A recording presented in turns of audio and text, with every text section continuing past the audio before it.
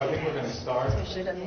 Thank you all for being here. I left my office about 15 minutes ago and walked out and said, what's this white stuff? So thanks again for being here. My name is Peter Warburton, and I'm the school superintendent for Amherst, Montverde, and Souhegan. I want to thank you for being here. I want to thank the staff for being here. I wanted to do two things, really, to explain two things to you, but I thought I would start with, bear with me. I want to start with 5 or 6 of my favorite kindergarten stories from kids that have grown up. So some of these are funny, some of them may not be funny. The last one isn't funny, it's pretty serious, but so I'll just start with these. One adult said, I'm like the kid in kindergarten. I really do send Valentine cards to everyone. One said, I was a very serious child. I was a valedictorian in kindergarten and 8th grade. And that the girls in kindergarten would chase us boys around trying to kiss us. I'm proud to say I was the first to stop running.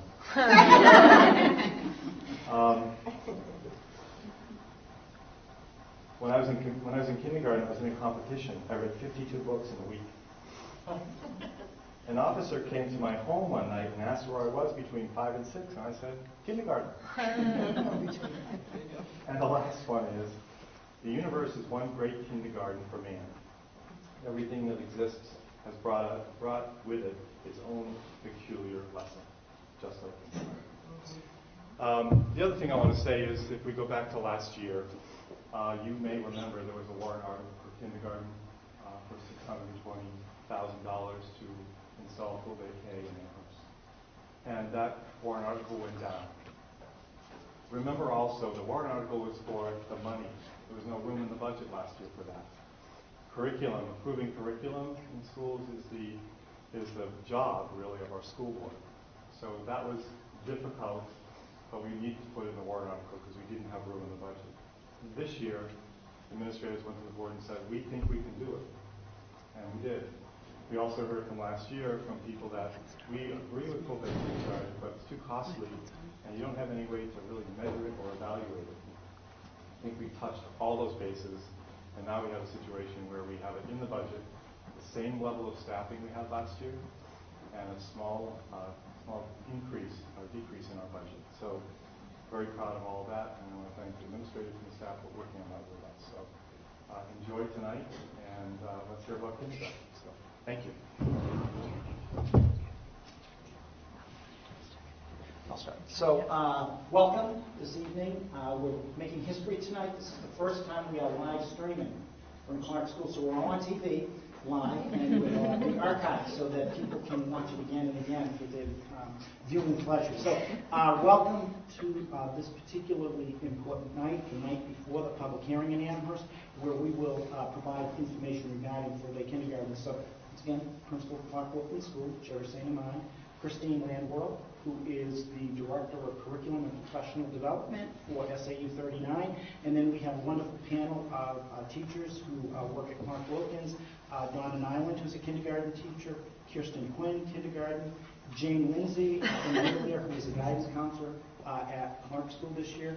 Amanda Benson, a Clark Wilkins alum, middle school alum, who is a kindergarten teacher. Liz Alexikos, who currently teaches first grade at Wilkins, but probably has had the longest tenure teaching kindergarten for how many years, Liz?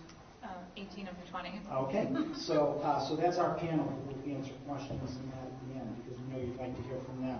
And that was Peter Warburton, the superintendent, who spoke earlier. So we'll get started, and we've been successful with technology so far. We also only have 2 microphones. So we realize in order for this to be heard by the audience, we'll need to make sure people are speaking into a mic. Not everybody's comfort level is using a microphone. These are pretty harmless. They're not the great big ones. And so we'll make sure you do that. Okay. So welcome. Yeah. And our agenda for this evening will start by speaking a little bit about the academic learning expectations of kindergarten, speak a little bit about full-day kindergarten programming in New Hampshire. We'll share with you a sample kindergarten schedule, review some costs, discuss how we will be evaluating the effectiveness of full-day kindergarten, share some closing thoughts, and then hear from our teacher panel. And we hope all of you have some questions to ask of our panel. And they did a great job at our last forum. We didn't have questions right away, but they jumped right in and shared, so we can certainly have them speak as well, and as questions emerge, turn to the audience. So the fact is, kindergartners today are facing different challenges than their counterparts who attended kindergarten 5, 10, 30, 50. Some of us attended kindergarten over 50 years ago, and so it's been around a while.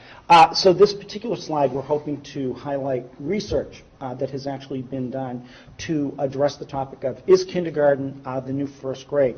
And in many respects it is, but we want to add that also means first grade has become the new second grade's become the new third grade's become the new fourth grade. The expectations have moved right up the ladder.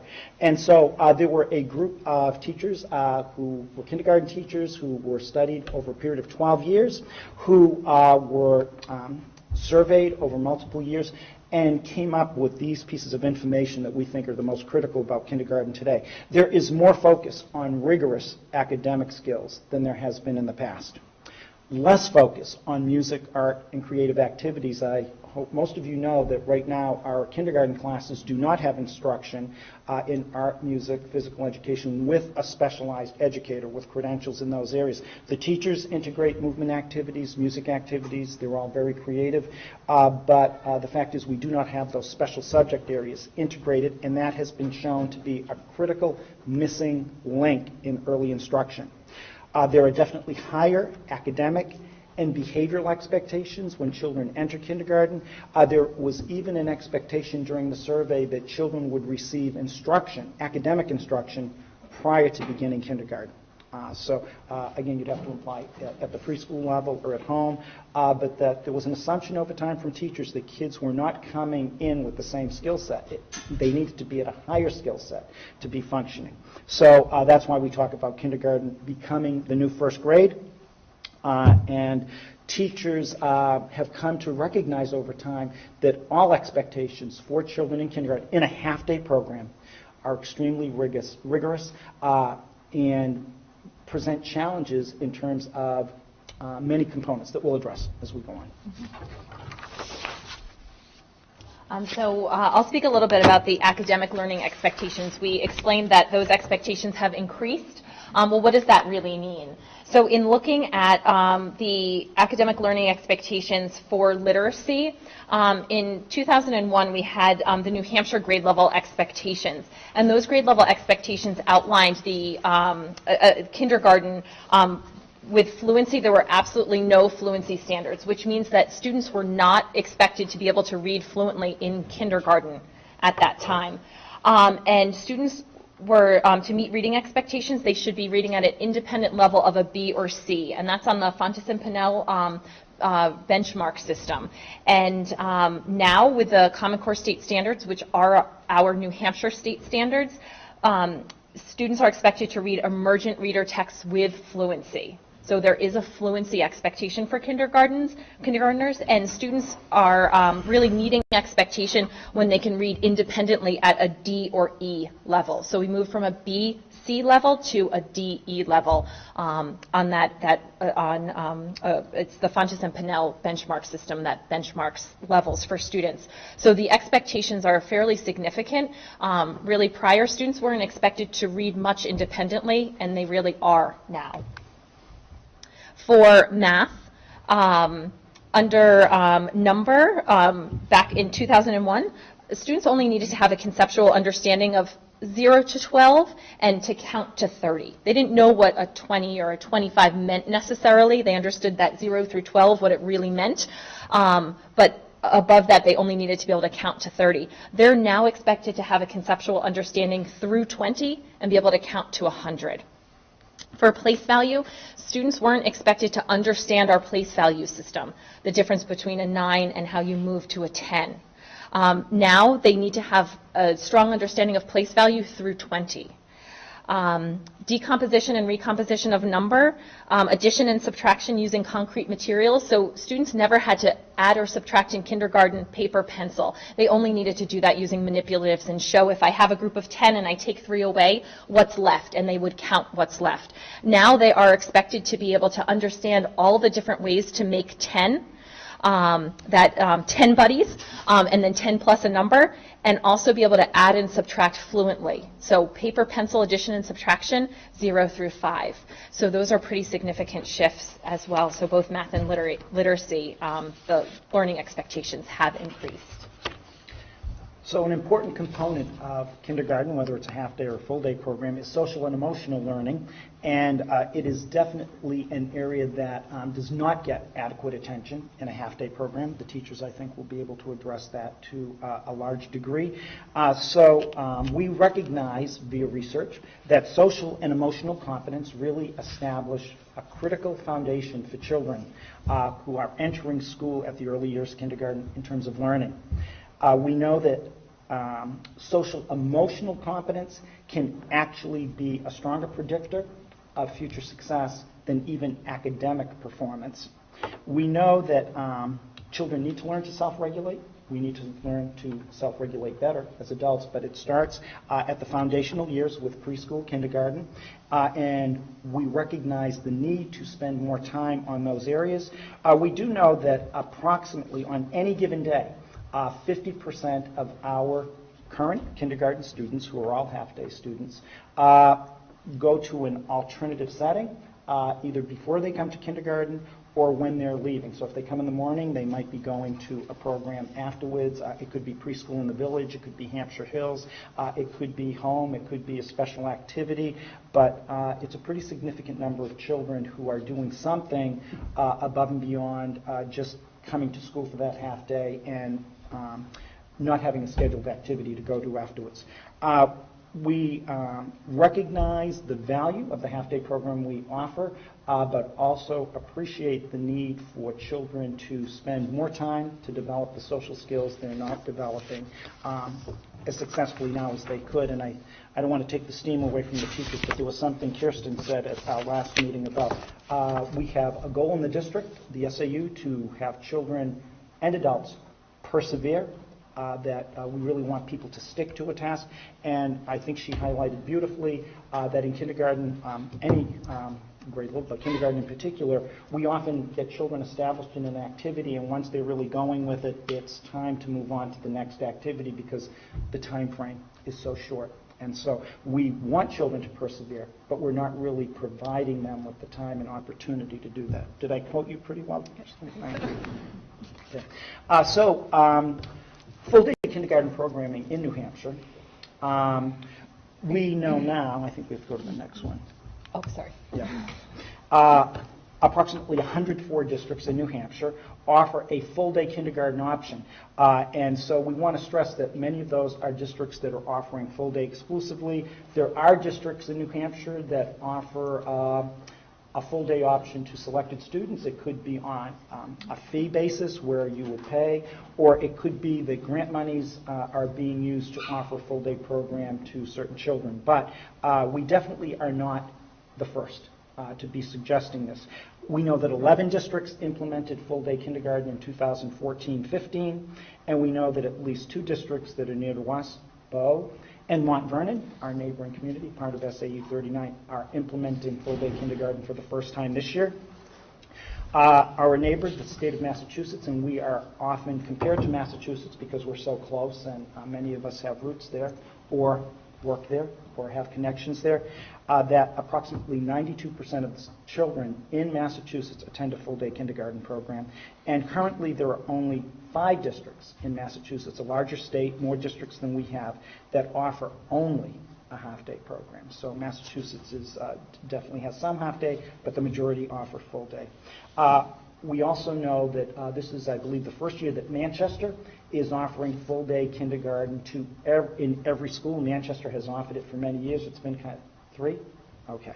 I believe that's the closest district to us physically that is offering it to everyone, is Manchester. Nashua offers it only in a select number of schools.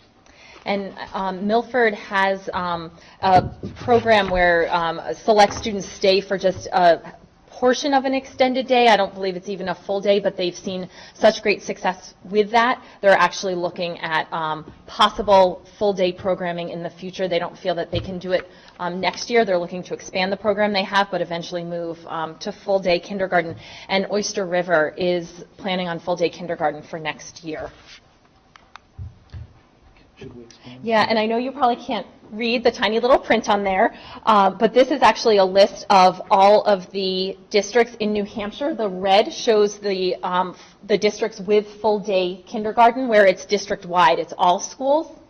And then the yellow, which you can see where down in the yellow, those are districts that do not offer full-day kindergarten. So you can see it really is about 2/3 of the districts in the state of New Hampshire offer full-day kindergarten for our students.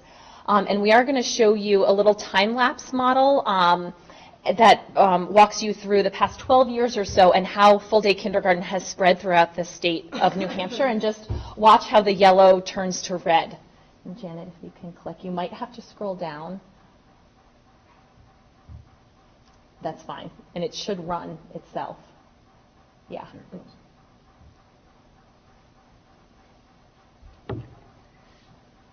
And each click is just the next year. So that's 2004-05, and it will continue through.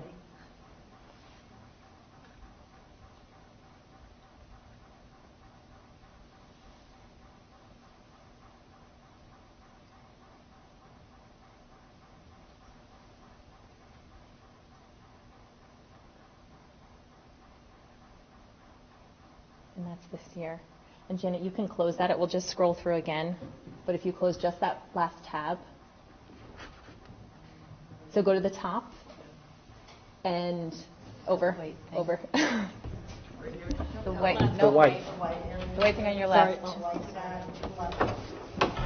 Your internet tab, yeah. There you go.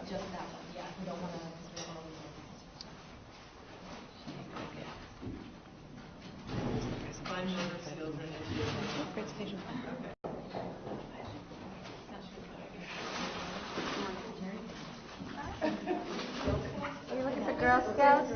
I think we're all set.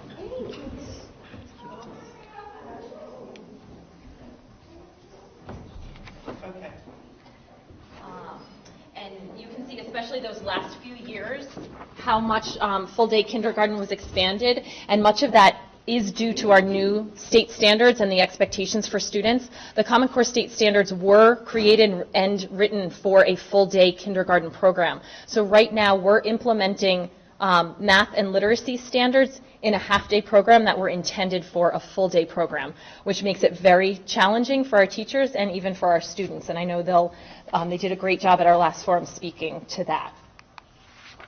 So a sample schedule. When we first introduced the idea of full-day kindergarten, many people really felt they needed to see a schedule to conceptualize what would that actually look like for students. What would the day be like, and how would that be different from a half-day program? Mm-hmm. So with a half-day program, we want to point out that there are approximately 440 hours of actual instructional time. With a full-day program, there will be approximately 920 hours of instructional time, so it's more than a 50% increase. We do not have included in the instructional time lunch, recess, arrival, dismissal, so we've pulled the time out for those. And we want to stress the importance of play-based learning, which I think many of you have heard the saying that play is a child's work, and play is also a key tool for children to learn. So we recognize the importance of that, and it isn't necessarily just at recess time that there's play-based learning. The teachers incorporate much play-based learning now in the half-day program. There will be even more opportunity with a full-day program to do that. And we did communicate with other districts to get a sense of what their full-day schedules look like.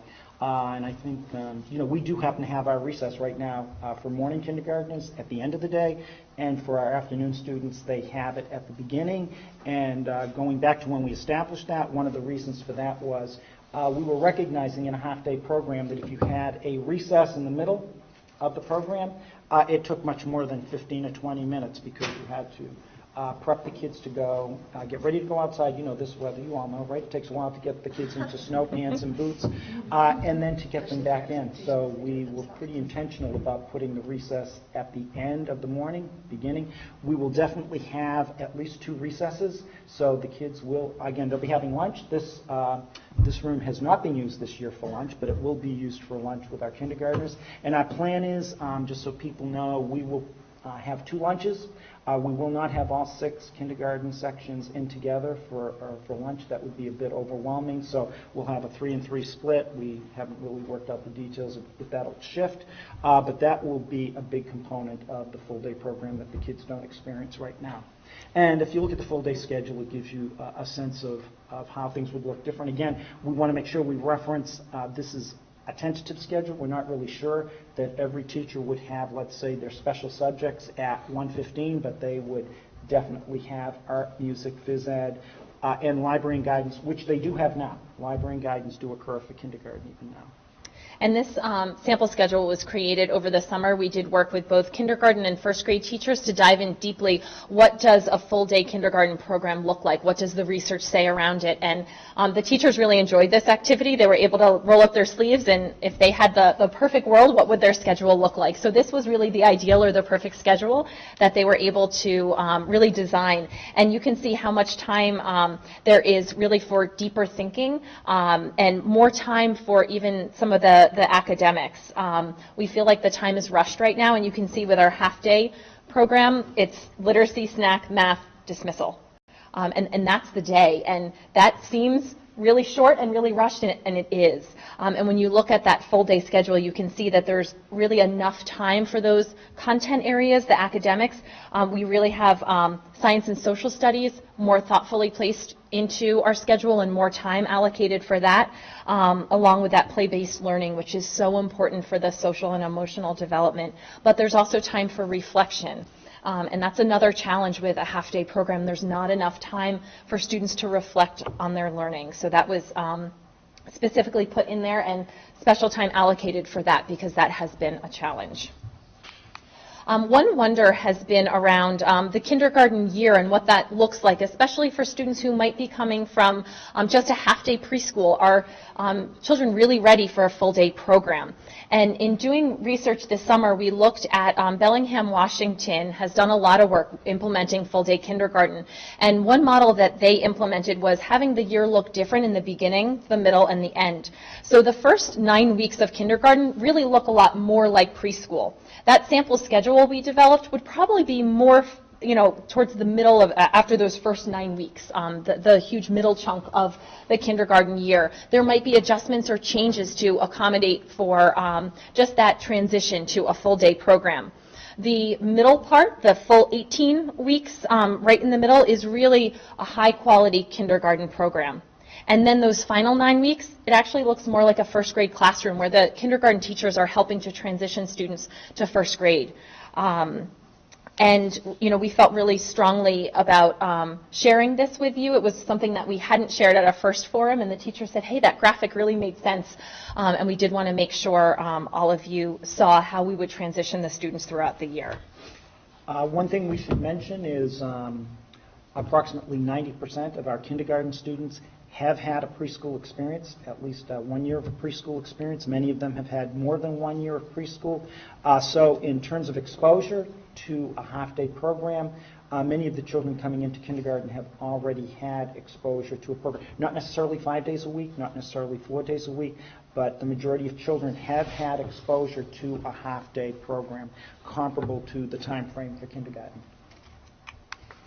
I'd like to talk a little bit about costs. And I know Peter mentioned a little bit in the beginning, but we'll dive in a little bit more deeply to this. Right. So I think we had mentioned that last year we put this forward as a warrant article with a particular price tag on it. It actually started at, I believe, $720,000 because we believed at the time we were initially presenting that physical renovations were going to happen at Clark School to make all the classes size appropriate. We found out going through the process that that didn't have to happen, so we're able to bring the cost down to $620,000. That was a bit of a savings. And then for this year, we have an estimated cost, and we have to stress that it's estimated because we haven't assigned staff for next year. So we currently have 3 kindergarten teachers. If we have 6, we're not necessarily certain who the 6 teachers would be who are there, but that contributes to cost fluctuations.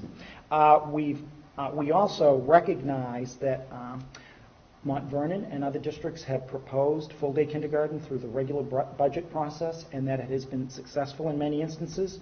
We also consider it a curriculum decision. The school board views it as a curriculum decision, and that it is of critical importance for us to get full-day kindergarten in. And as a district, we have agreed that that is a commitment, including the middle school. Porter Dodge, the principal of the middle school, is here. So for us to come forward with a budget that actually has a decrease in it involved working collaboratively with the middle school, with the SAU, on what was of most importance. So it wasn't just Clark Wilkins that had to do some thinking, hard thinking, and that it was the middle school and the SAU office contributed.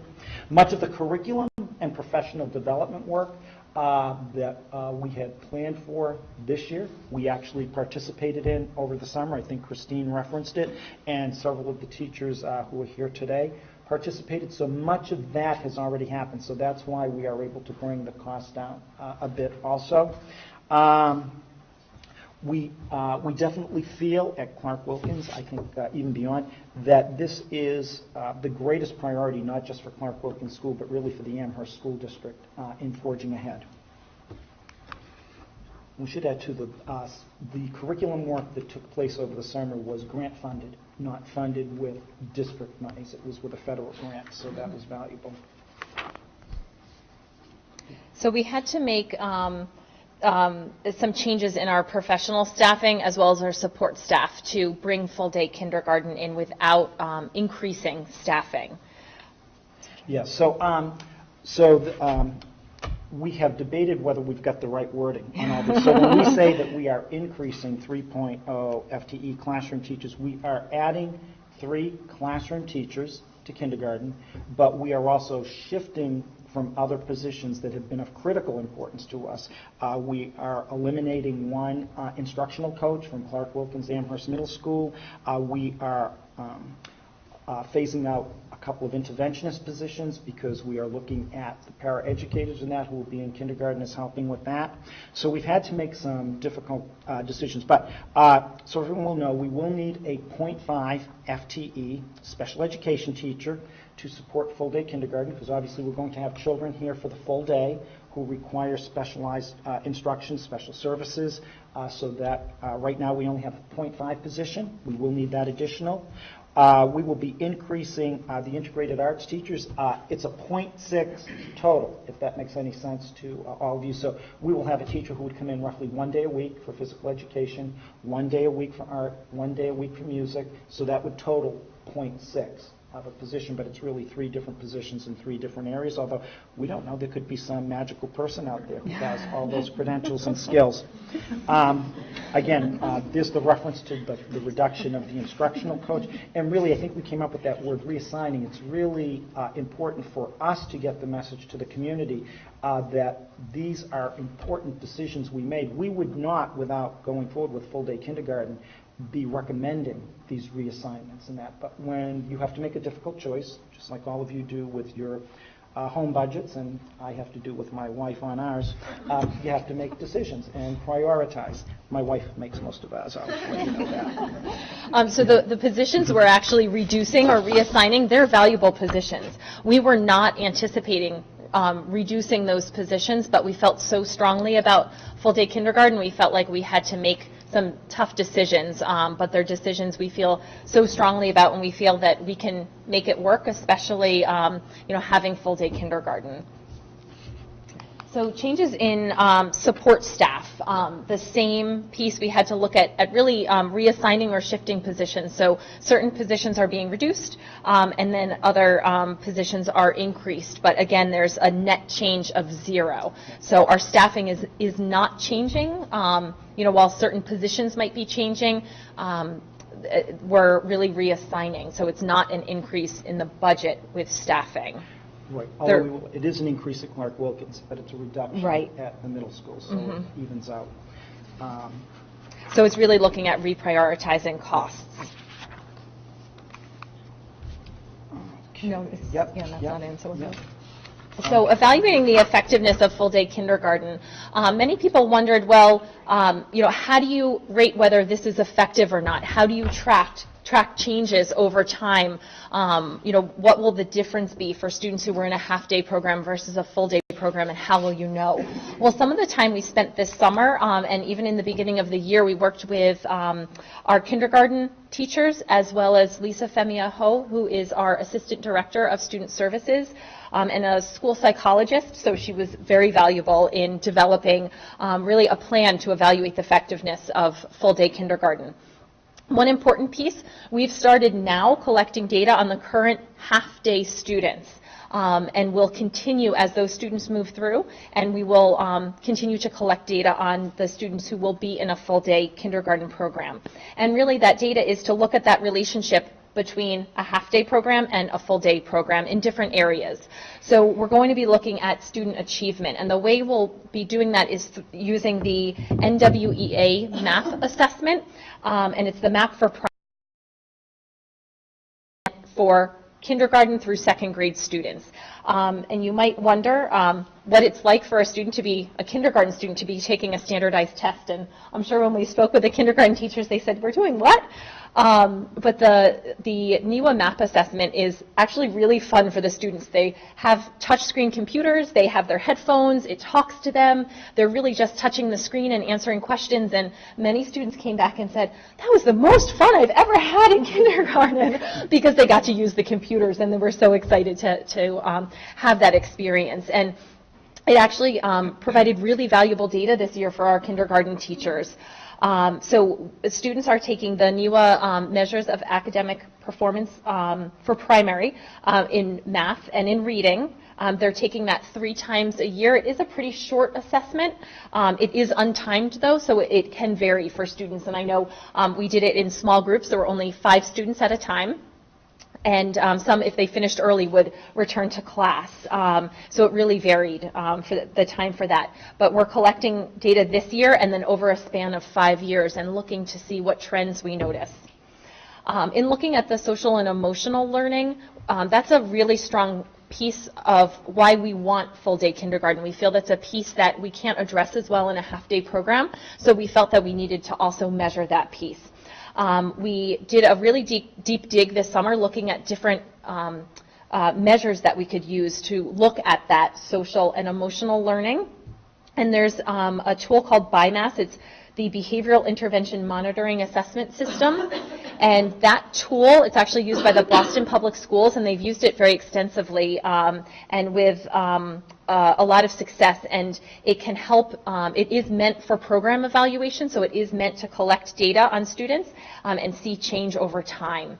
And it's really looking, and it's teacher input. So it's really the teachers filling out a scale on students, on individual students, and that will help to give us information.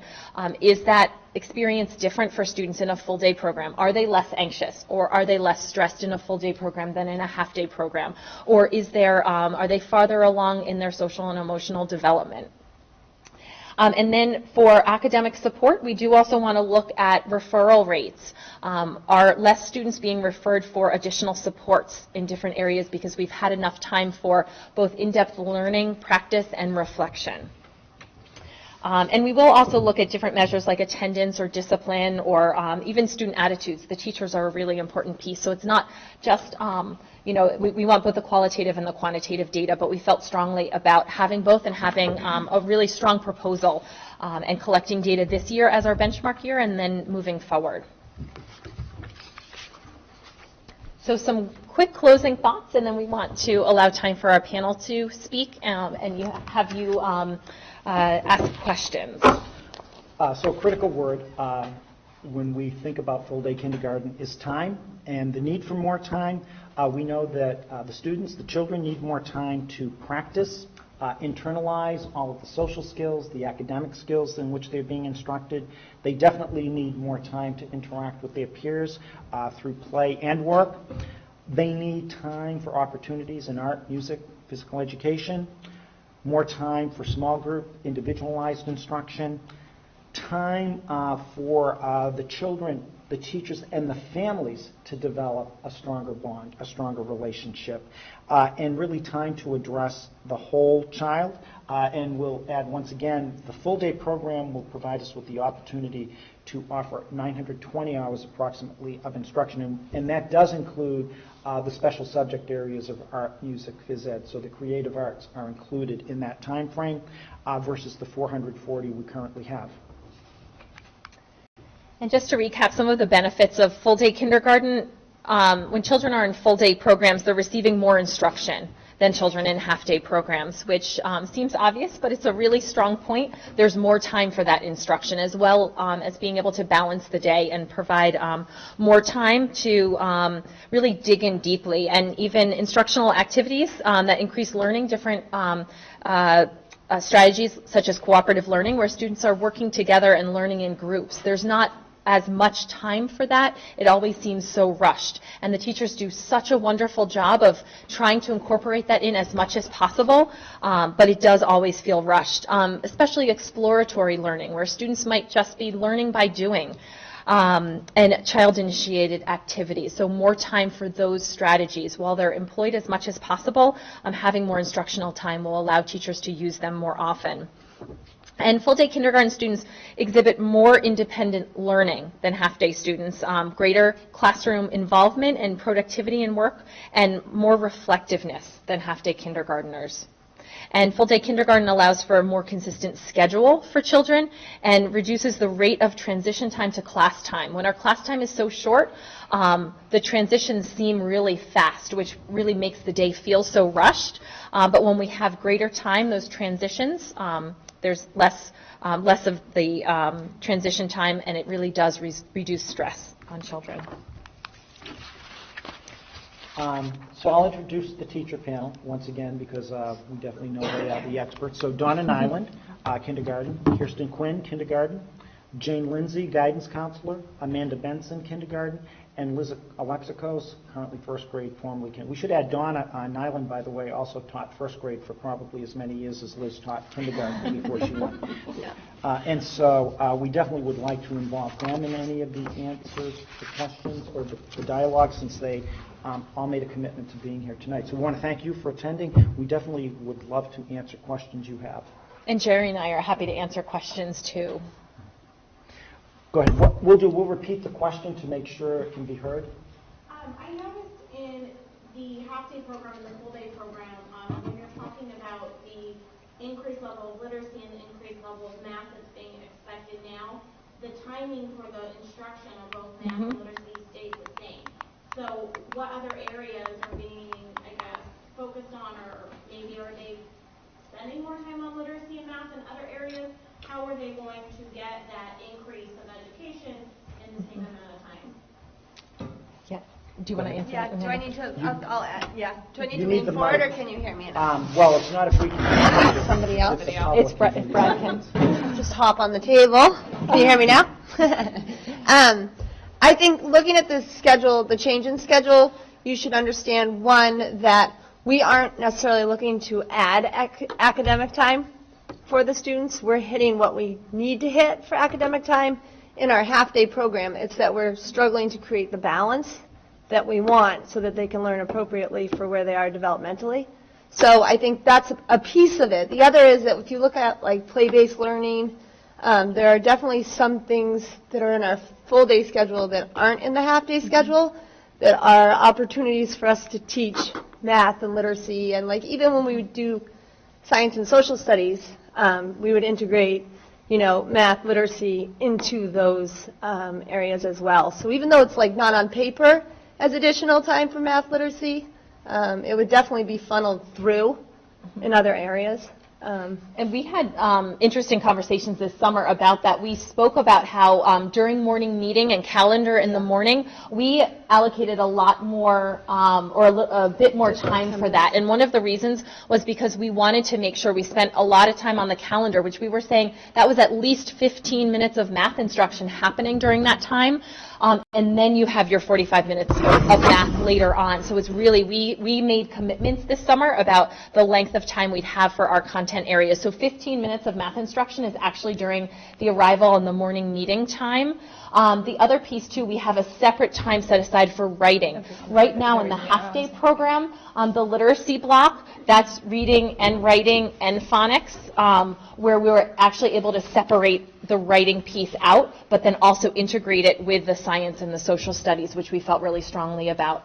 And Amanda's right, we are getting to the core. We're getting to math and we're getting to literacy. We're not spending as much time on science and social studies that we'd like to, but also the reflection time and the play-based learning was really key, and a big shift that we felt strongly needs to happen in order for students' experiences to be broader. And if I could just add to that, with the morning meeting calendar time, our math program, Math in Focus, actually has a separate component that we have purchased that we do use called Everyday Counts, and it's calendar math. It's actually an entirely separate program that we have to do that there isn't time for in that current half day. So that is a huge, very structured time. It's not just that we're going to talk more about the calendar. It's there is a purposefulness to it. And with the writing as well, we have a Lucy Calkins units of study writing program that we follow, that in kindergarten there isn't time to dig deep into those lessons. So the mini lessons themselves are 20 to 30 minutes, let alone the time for the children to go off and write. So just speaking from the first grade perspective, those are the kind of things that are in my day that they don't have time for in their day. So it's really important to look at those and add those into your time. So when they're talking about how many instructional hours, that's included in that. And so while it looks like arrival and calendar might be sort of a more loose time, it is very structured and academic. Now that we're going towards more of a rigorous curriculum, that there are more kids needing interventions or help. The reason I ask is I have a very interesting situation. So I have twins, and they're on the younger age. I have one, my twin is a lot stronger academically than the other, and so obviously I was hesitant to put them into kindergarten, but I didn't want to separate them, because how do you separate two? That's not really fair. So I put them in kindergarten, but my stronger twin, she did fine. She took off. My other twin, who kind of struggled academically, had issues. And I really think that full day, she probably would have, and Donna, they were down in Amanda's class. I think full day, she probably would have done better socially and academically, because she wasn't of a younger age. But I kind of had a query, because she had a twin, and you can't separate them. So my question is, because you see such a rigorous curriculum, are you finding more kids once they're in first grade are needing more reading help and more? Can I take that one? Yeah. All right. So can I give a quick answer on that one, and then we'll because right now we have approximately 20 to 25% of our first graders do not attend public kindergarten in Amherst. So there's a pretty significant number of children. This is their first experience. We do find first grade in general has the highest percentage of children receiving interventions right at the beginning of the year, that does shift a little bit over the course of first grade, so that we actually find first grade has the largest number of children who can receive short-term intervention and opt out. So we are hopeful that with a full-day kindergarten program, and we hope part of the attraction will be those families who are in Amherst who are sending their children to other programs, but then coming to us in first grade will send their children here in kindergarten. And we hope one of the benefits of that will be that there will be less need for the amount of intervention we're providing in first grade right now. But I'll let teachers who have taught first grade respond to that also. I think you have the perfect example with your family in that, I have a 5-year-old. right? Yeah, so you can really get a picture of it. I do think the full day allows them time to really spend in small group, that time that you need to really give that individualized instruction. They're doing that. I know these ladies are doing everything they can to make that happen, but it is hard. And I think the Social emotional piece, I think kids that are struggling do tend to have more anxiety around things like that too, and they become aware that they're struggling. But if they had a little time to slow down and learn at their own pace, I think we'd see, it's hard to have the crystal ball to see what could have happened. But I do feel that they would be more successful. And Jerry's right, we have so many kids at the beginning that receive services. Excitingly, we just had our meeting to say how many kids were discharging from services at this time of year, but it's taken from September till now to catch those kids up. So I do think that piece would be less. I wonder too, we have like this, first of all, you see it if you have any children at home under the age of 6, just developmentally, everybody's at such a different level. Even 1 year is the growth that takes place is huge, and for each child it's individual. So, you have kids that don't necessarily make the cutoff and are coming to you and turning 6 in October, and then you have those kids that just make the cutoff and are coming at 5, and that 1 year of development, social, emotional, or academic, is huge.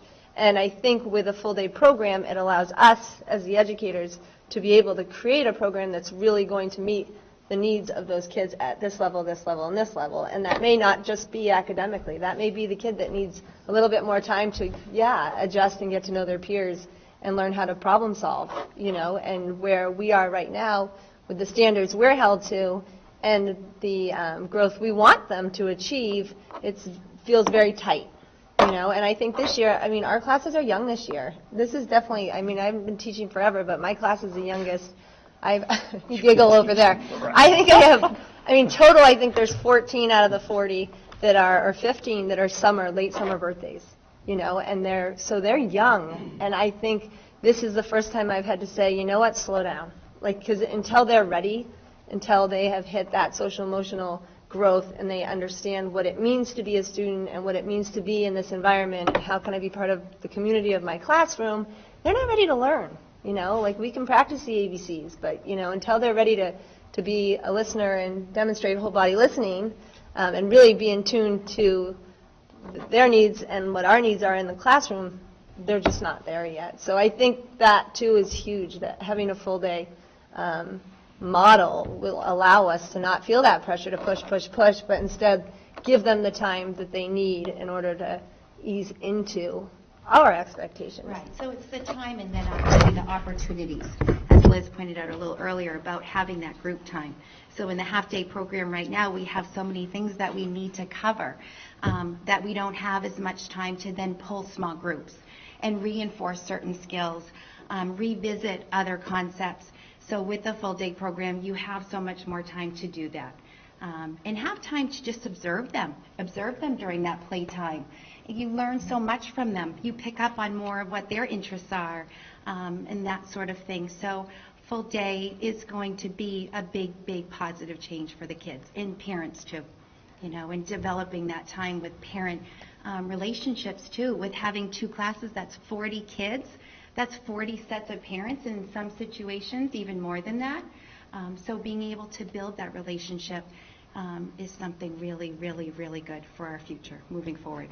And giving them time to practice and seeing them get it because they've practiced, and that makes them feel better about themselves and makes them feel like they can be a successful student. And that part is so lacking in a half-day program that we just don't have the time to let them really practice and work on things themselves. And projects, too. Yeah. I think projects is another big thing. There are things that I've seen that I've wanted to do, but I don't have the space and to then hold on to it and pull it back out for the next day, just to dig deeper and let them explore more and discover more. So having one class and being able to do that would be wonderful.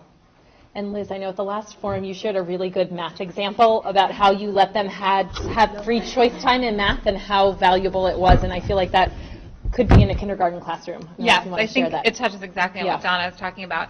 And this is something that when I switched to first grade, it took me a long time to kind of get over that we don't have to clean stuff up all the time because we're the only ones living in this space. So we can hang our stuff everywhere. We can keep this table going because I don't have to clean up the next class isn't coming in. That seems like a small thing, but it's a really big thing to kindergarten teachers. But what happened recently in my classroom was things kind of got thrown off the schedule, and so I said, we're going to have free choice, but it has to be math free choice because it's math time, so you need to do something math related. And I actually couldn't turn them off. Like, they couldn't stop because one group was building this tower out of Cuisinart rods, and one group was doing something else. And next thing I know, someone says, well, what do you want for lunch, Mrs. A? And I said, well, I'll have some pizza. So they scuttle over to the reading center, and they make me some pizza. Then they come up and they say, well, it's going to cost you $2.50. And they give me a bill for the pizza. And next thing I know, they're writing out menus that have prices, and they're giving bills, and they're taking orders, and they're making receipts, and they're doing all these things. That is play-based learning. So when they talk about what is play-based learning, that was play-based learning. They were talking about money. They were making change. They were doing all these things that I wish they could do in kindergarten. I wish when I taught kindergarten that I could have let that kind of thing happen. But I would have been saying, no, no, no, no. We have to clean up. We have to go. The other class is coming in. We can't leave that out. But I had signs from my restaurant hanging for a week in my room, and that was okay. And I think it's that piece, that digging deep and allowing them to ultimately, do we want them to be people that go out and use Cuisinart rods in the real world? No. We want them to be able to make change. We want them to place an order at a restaurant. We want them to understand that this costs $16. So what we're doing in our jobs is creating people that are going to go out into the world and do real things, that we want them to have that chance in school to do real things, to really create their own learning experiences, expand on them. And then there's those teachable moments. Then I can say, oh, I noticed that you had everything was $2. Do you think maybe something should be less than $2, something some more than $2? Suddenly I'm introducing vocabulary, but they don't know that I'm teaching them. And in kindergarten, that's really what it should be about. And in some ways, before all of the standards came into play, that kind of was what it was about. We just didn't have those things. But now that we have the standards, we want to sort of bring those two things together. Bring it back to we're creating a store or a restaurant and things like that. But we're also going to be able to fluently add and subtract within 5. Right. And really bringing those two worlds together, I think, is what it's all about. Maybe I'll start thinking about that. My name's Laurel. My son Isaac is in kindergarten, and I have a 3-year-old at home. My background is that I'm a teacher and specialize in regular ed and have kids, so I feel like I kind of ride both ends of the fence. As a teacher, when I listen to you guys, I think I said this last year before, and I start to sweat when I see all the, like, now you have to do 100 numbers, and you have to do this, like, you really want to get those things accomplished, and you want to get them done and make sure all your people are learning. And I love the schedule. From a teacher point of view, I'm looking at that and going, perfect, to reset this play, that's exactly what I would want to do. From a mom's perspective, who's at home, we do that.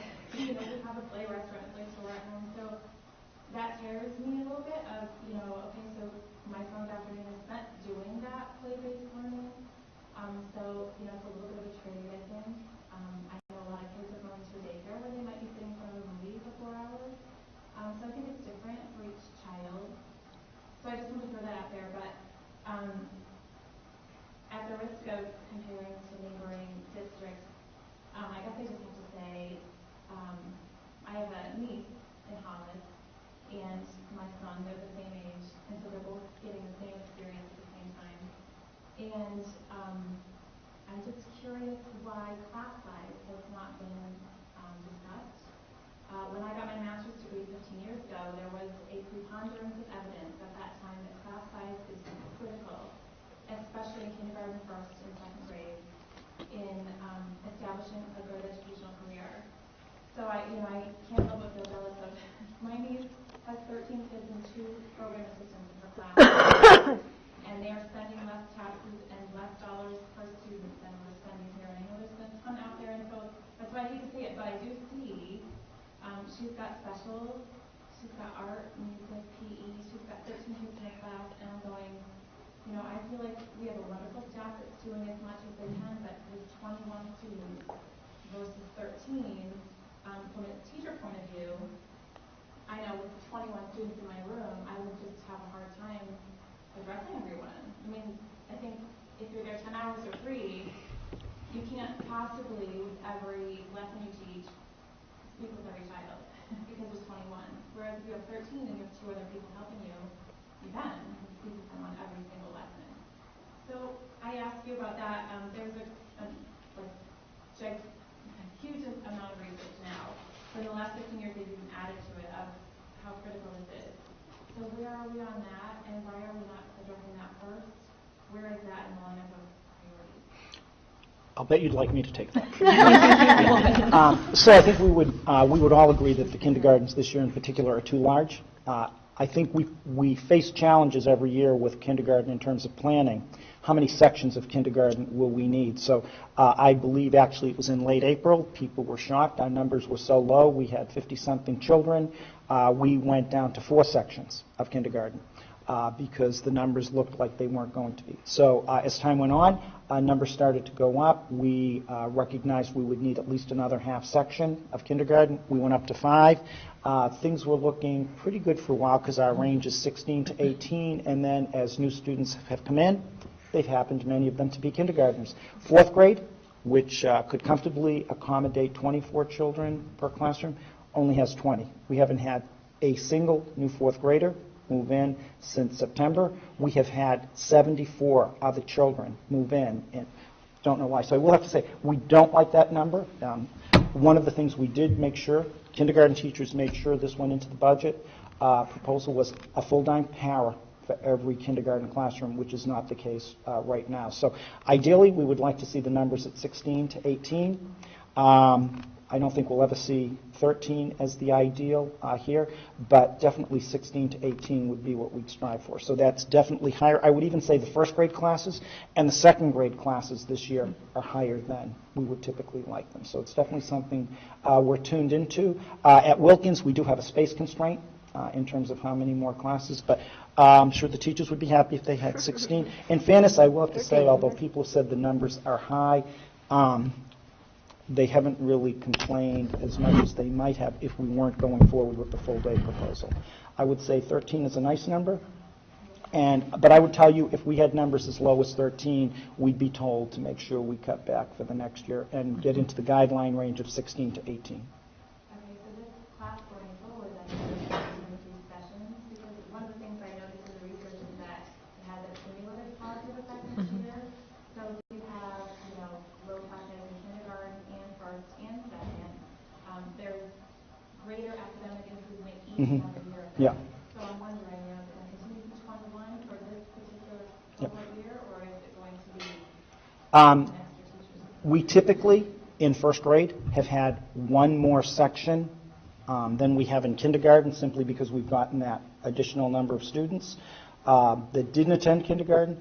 So we would definitely plan to have at least 6 sections of 1st grade. But again, and we've been pretty good with our projections in the past. So no, I would not anticipate that we would have only 5 sections of 1st grade. We would go to 6 sections. Unless we have 28 children who move out and we don't get replacements.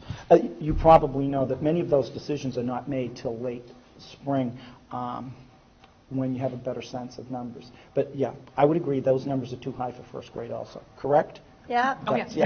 So you should know too, as they are large, and it is really essentially a lot for us.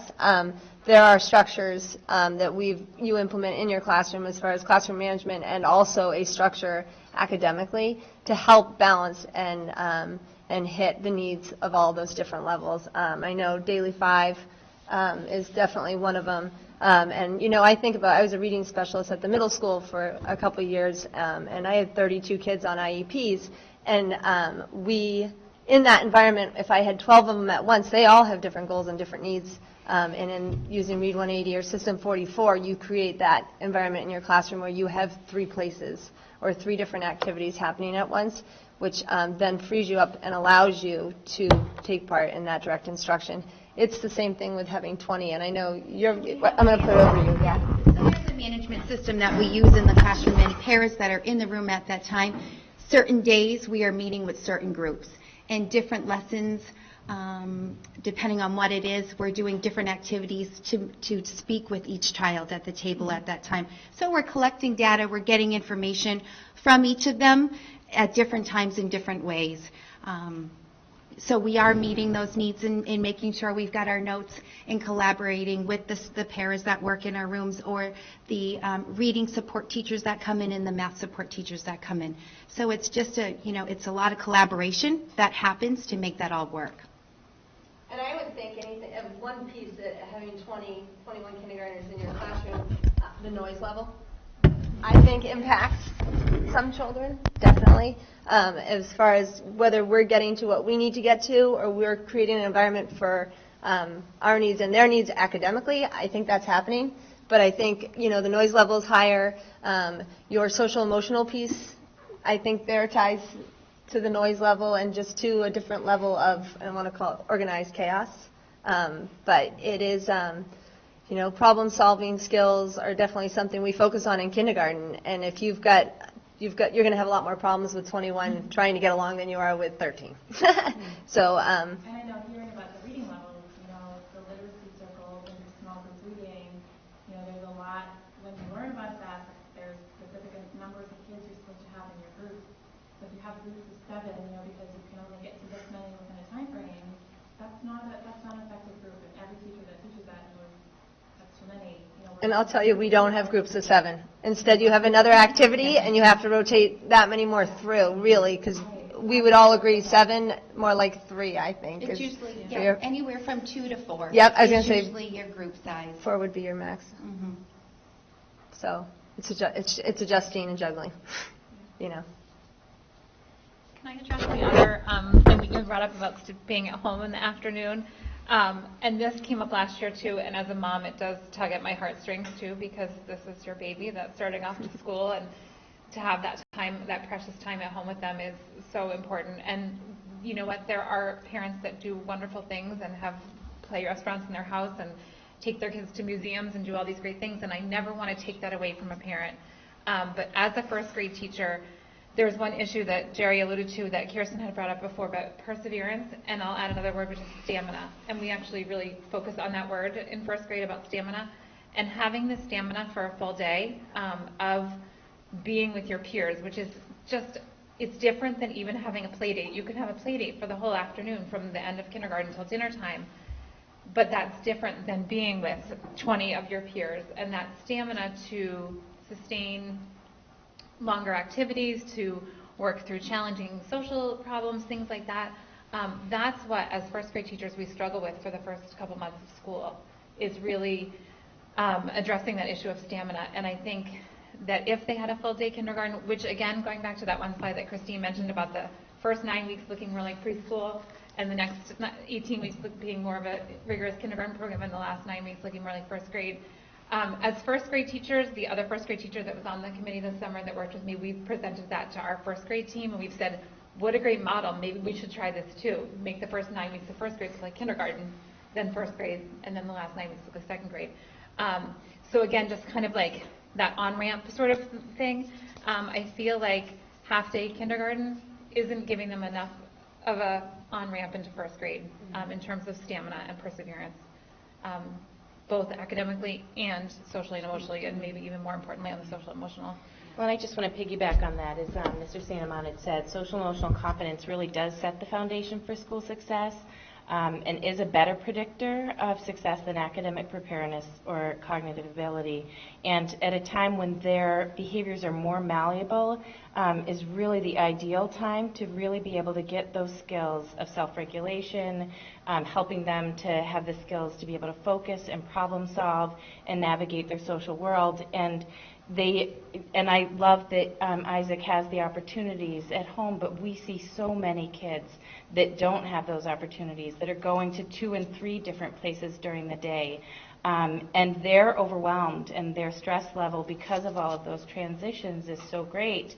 And we certainly do help them to problem solve and to figure out ways to get along with their peers and to share and take turns and cope with strong emotions, but we don't have the time in a half-day program to really dedicate to that, to help them be able, we try to get them to problem solve themselves, but sometimes we have to move forward to the next thing with the rigors of what they're expected to do, that we don't really have the luxury to see it to its end.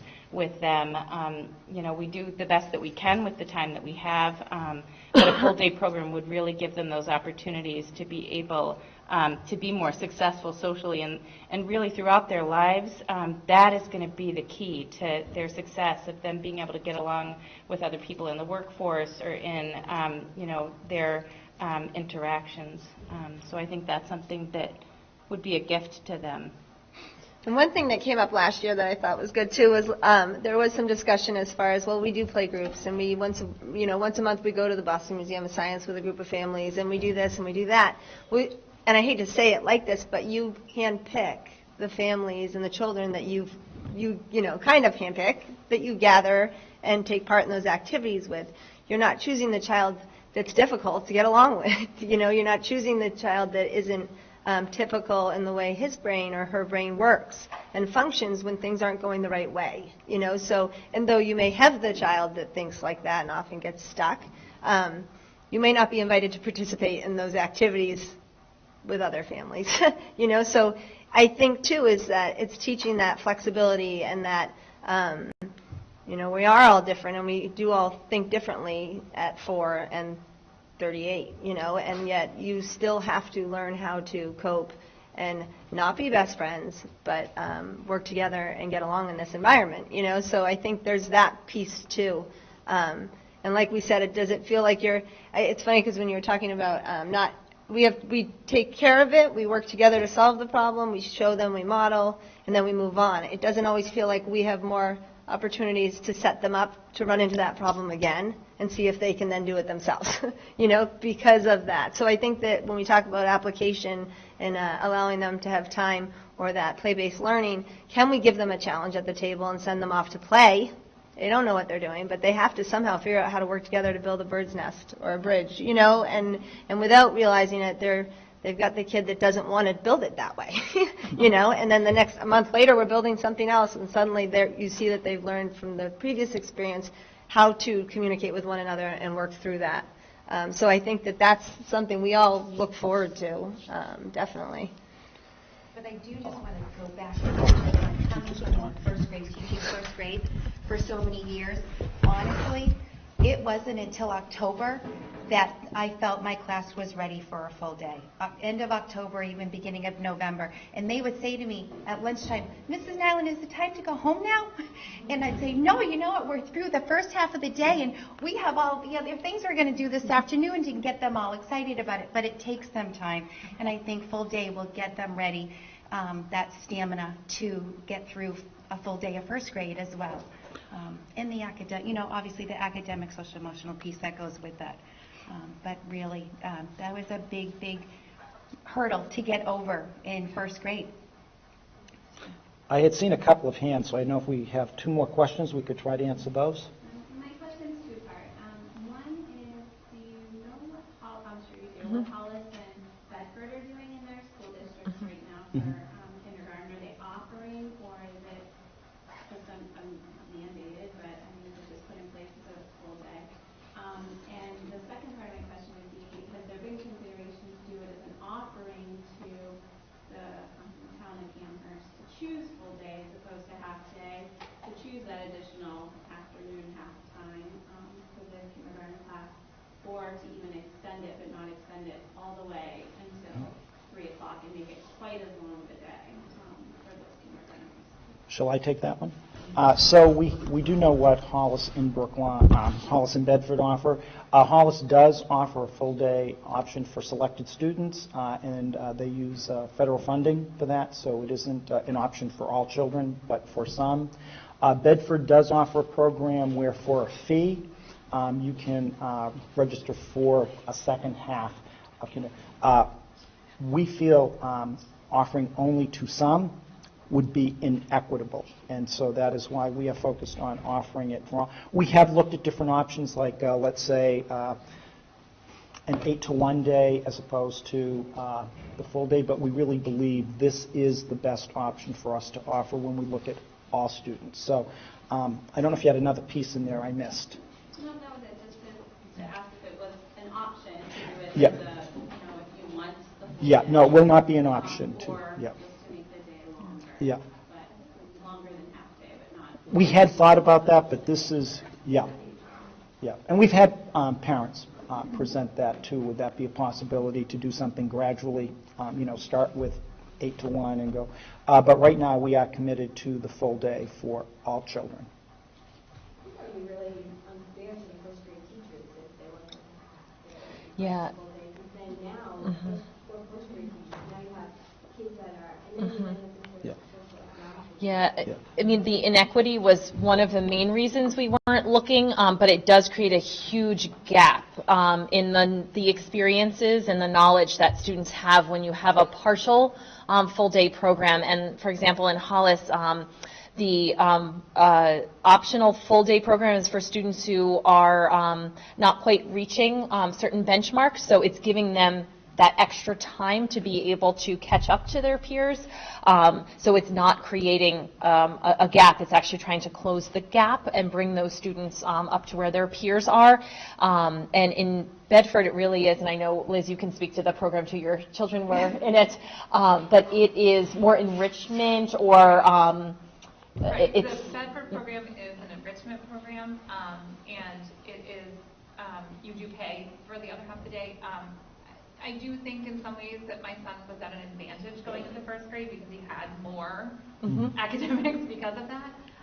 But it does create an inequitable situation. Although they offer, 2 sections of it per building, everyone doesn't go. So it does offer an inequity there. And I think, as you said, for a first grade teacher, it's really hard, as it is right now, having so many kids come from different private kindergarten experiences, just trying to figure out what their previous experience has been and what previous knowledge they have, and even things like behaviors and things like that. Things, we have this big 3: be safe, be respectful, be responsible. We work on that from preschool all the way through.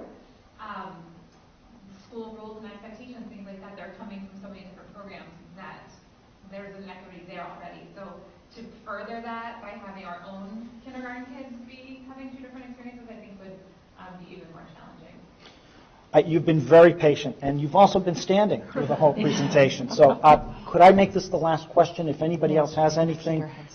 Peter has a closing. But a couple of us will be here. If you want something additional afterwards, we'll hang around. So I think first I'd like to thank the district for all the work you've done to make this happen. We're a family coming to the district from another district that went from half day to full day. And my question is, when that district went from half day to full day, it was oversubscribed, and there was a lottery system to see if you get into full day kindergarten. And it was almost double oversubscribed. Will all the students be able to go to kindergarten, or will there be a lottery system?